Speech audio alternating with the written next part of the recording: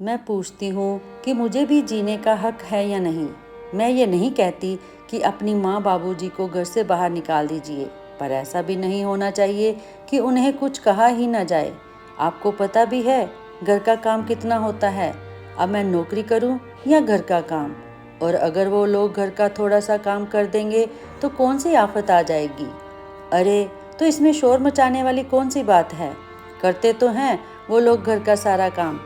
अजी, क्या खाक काम करते हैं। कल भी कपड़े रख कर गई थी धोने को, एक कपड़ा अपनी जगह से हिला तक नहीं, और रसोई घर में बर्तनों का ढेर लगा सो अलग।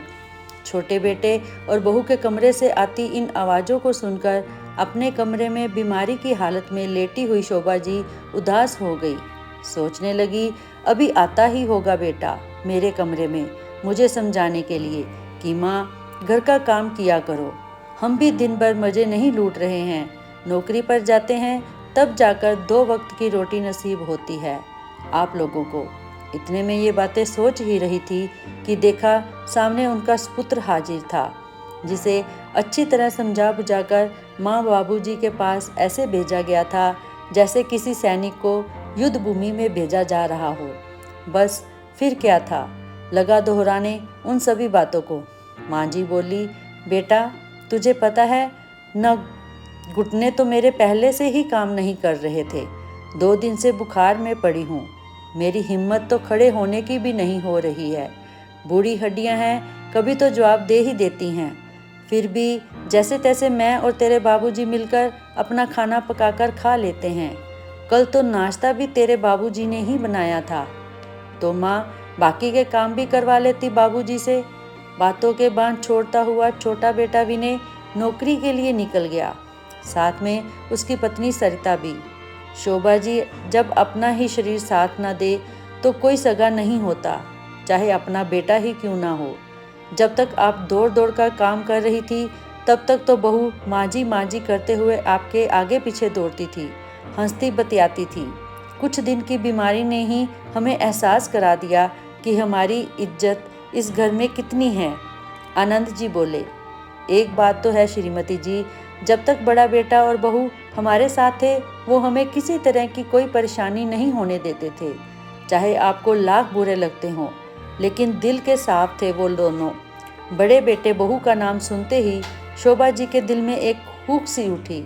जाने कितनी ही कड़वी मीठी यादें उनके समुद्र रूपी दिल में हिलोरे ले रही थी। अभी 4 साल ही हुए थे बड़ी बहू संध्या को ब्याह कर लाए इस घर में। नैन नक्श आकर्षक थे, मगर सांवले रंग की थी। सभी कामों में सुगड़ थी, लेकिन जो भी काम करती उसी में शोभा जी को कोई ना कोई नुक्स नजर आता, तो भी हंसकर माफ़ी मांग लेती थी। गरीब घर की थी, इसलिए दान दहेज ज़्यादा नहीं आया था। पढ़ी लिखी भी थोड़ा कम थी, तभी शायद आंखों में खटकती थी सासू माँ की। छोटी ननद रेखा और देवर का भी पूरा सम्मान करती थी, फिर भी न जाने क्यों वो लोग उसे कभी सम्मान नहीं दे पाए। सभी को घर की मुर्गी दाल बराबर ही लगती थी, लेकिन पति प्रकाश उसका पूरा सम्मान करता था और प्यार देता था, तो संध्या को भी कोई शिकायत नहीं रहती थी। कुछ समय बाद उसकी ननद रेखा का रिश्ता भी अच्छे घर में तय कर दिया गया। लड़का विदेश में सेटल था। शादी के समय बड़े बेटे और बड़ी बहू ने दौड़ दौड़ कर सारे काम किए, शादी अच्छे से निपटाई। थोड़ा ही समय बीता था कि छोटे बेटे विनय का भी विवाह कर दिया गया। जब छोटी बहू घर आई तो सभी ने जोरों शोरों से स्वागत किया। स्वागत? जी हाँ, वो तो होना ही था। दान दहेज से घर जो भर दिया था उसके माता पिता ने, ऊपर से पढ़ी लिखी भी ज़्यादा थी, दिखने में खूबसूरत, गोरा रंग और सुंदर नैन नक्श भी। शोभा जी तो निहाल हो गई अपनी छोटी बहू पर। जब पड़ोसी देखते तो बोलते, बड़ी बहू का नाम संध्या तो ठीक था, छोटी बहू का नाम रोशनी रख दो शोभा, उसके रंग के साथ खूब मैच करेगा। छोटी बहू सब सुनकर मन ही मन खुश हो जाती और सास की तो खुशी का ठिकाना ही नहीं रहता। अब तो ससुराल वालों को बड़ी बहू फूटी आंख न बाती थी। जरा जरा सी बात पर ताने तैयार रहते सासू माँ के। छोटी बहू के आने के बाद भी सारा काम बड़ी बहू को ही करना पड़ता। दलील ये थी कि बड़े घर से आई है, काम थोड़ा ही करेगी अभी, अब तो छोटी बहू भी बात बात पर अपनी जेठानी की चुगली करने से बाज ना आती थी। उसने सासू माँ के दिमाग में यह शक पैदा कर दिया कि भाभी अपनी मायके में पैसा भेजती है और अपने पति विनय के साथ मिलकर उस पर आरोप लगाने शुरू कर दिए। शोभा जी उनकी बातों में आकर भड़क गई। एक दिन अपने खिलाफ साजिश होते देख बड़ी बहू के सब्र का बांध टूट गया और उसने अपने पति प्रकाश को सारी बात बता दी। यूं तो प्रकाश किसी मुद्दे पर बोलता नहीं था, लेकिन अब वह चुप ना रह पाया। माँ, संध्या घर का सारा काम करती है, दिन रात आपकी सेवा में हाजिर रहती है और बदले में आप उसी पर आरोप लगा रही हैं कि वह मायके में पैसा देकर आती है। ऐसा करना तो दूर की बात है, वो ऐसा सोच भी नहीं सकती। कल की आई पत्नी की तरफदारी करता है और हमारे सामने आंखें दिखाता है। नालायक, निकल जा हमारे घर से बाहर। कोई ज़रूरत नहीं है तुम दोनों की यहाँ। बड़े बेटे और बहू को बगावत के जुर्म में घर से बाहर का रास्ता दिखा दिया गया और पिताजी ने उसे जायदाद से भी बेदखल कर दिया। मकान और दुकान छोटे बेटे के नाम कर दिए गए और यहाँ से शुरू हुई हंसते खेलते परिवार की बर्बादी की दास्तान। अब घर पर केवल विनय और उसकी पत्नी का ही राज था। माता पिता तो उनके हुक्म के गुलाम थे। बिगड़ा हुआ तो विनय बचपन से ही था और अब उसे जुआ खेलने की भी आदत पड़ गई थी। जो दुकान उसने बड़े भाई से हथिया ली थी, उसे जुए में गंवा दिया। अब घर और परिवार की कमाई का एकमात्र साधन भी खत्म हो गया और आर्थिक तंगी से निपटने के लिए विनय और उसकी पत्नी ने नौकरी करना शुरू कर दिया।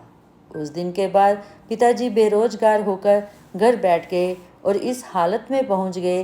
क्या हुआ श्रीमती जी, कहाँ खो गई? अरे, तुम्हारी आंखों में आंसू, क्या हुआ? आनंद जी अपनी पत्नी से बोले। संध्या बहू की याद आ गई। बड़ी बली है बेचारी, लेकिन हमने जो उन लोगों के साथ किया, भगवान उसके लिए कभी माफ़ नहीं करेगा हमें। वही सज़ा तो हम लोगों को मिल रही है, भाग्यवान। खैर छोड़िए। छोटी बहू कपड़े धोने के लिए कह गई थी, तुम्हारी तबीयत ठीक नहीं है तो मैं धो देता हूँ। कहते हुए आनंद जी उठकर बाथरूम में चले गए। अभी अंदर गए ही थे कि बाथरूम में से एक जोरदार आवाज़ आई और आनंद जी चिल्लाने लगे। उनकी पत्नी का कलेजा मुंह को आ गया। कांपती टांगों के साथ चलती हुई बाथरूम तक पहुंची तो देखा आनंद जी फर्श पर गिरे हुए हैं और उठने में लाचार हैं। हिम्मत जुटाकर बड़ी मुश्किल से उन्हें जैसे तैसे अपना सहारा देकर उठने में सहायता की और कमरे तक ले गए। आनंद जी कमर दर्द से कराह रहे थे। शोभा जी उन्हें मलहम लगाने लगी। उनकी आंखों से अश्रुधारा रुकने का नाम ही नहीं ले रही थी। सुबह से दोनों ने कुछ खाया पिया भी नहीं था। बीमारी के कारण शोभा जी भी खाना बनाने में असमर्थ थी।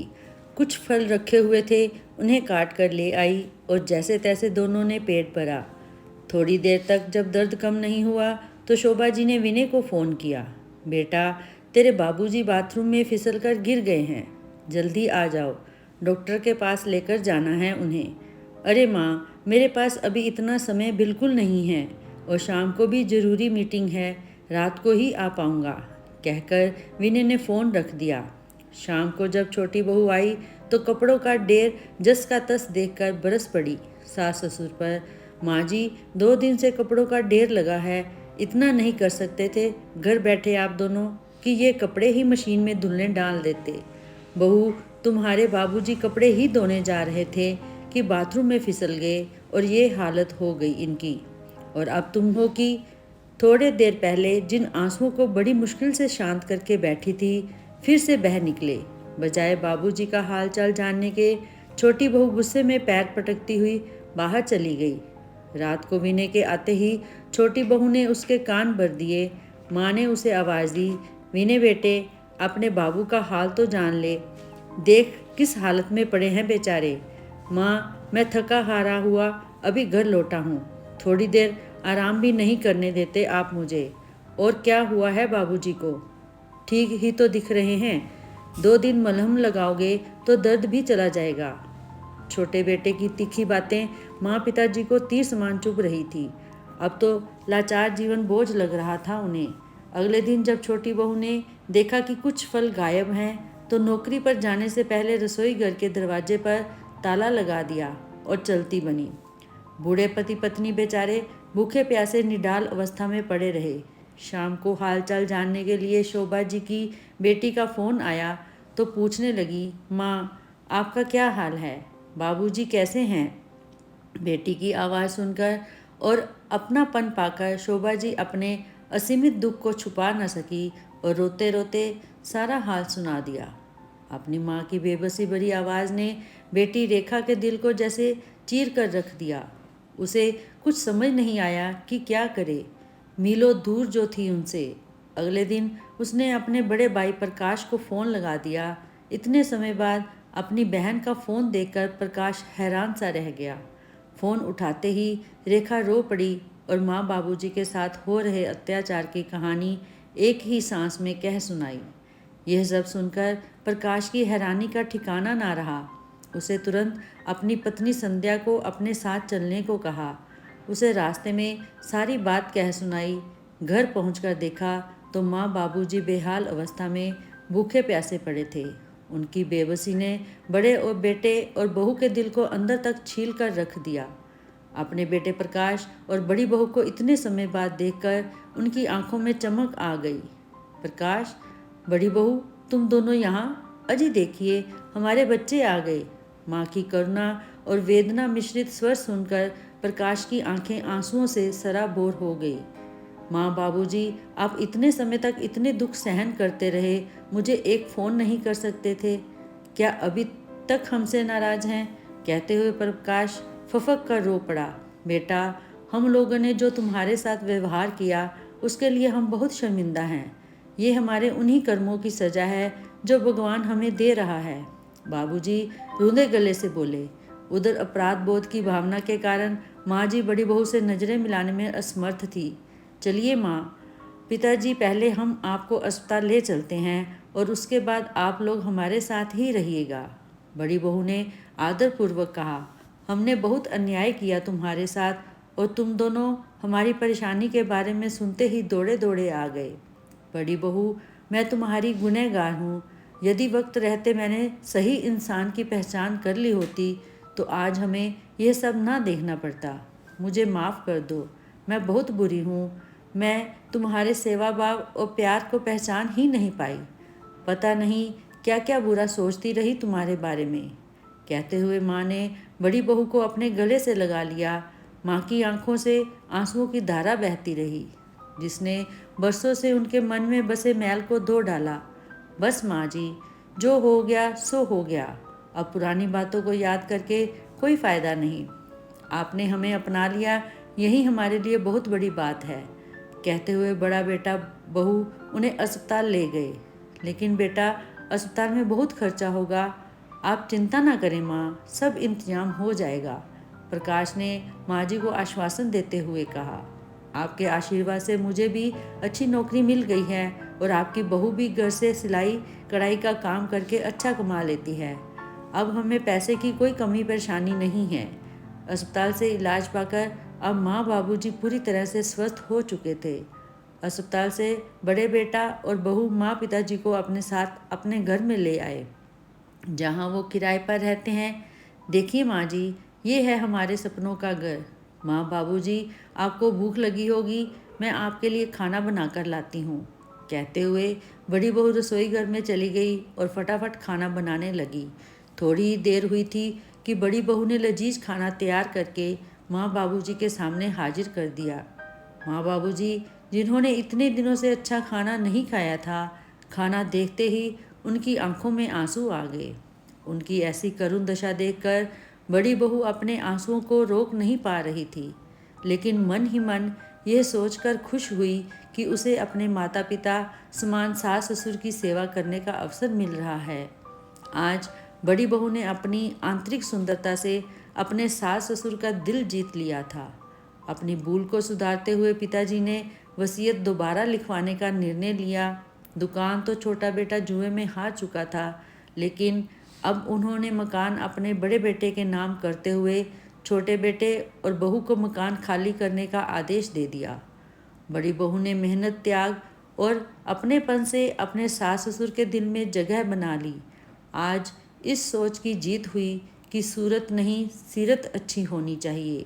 दोस्तों, अगर आपको यह कहानी अच्छी लगी हो तो कृपया चैनल को ज़रूर सब्सक्राइब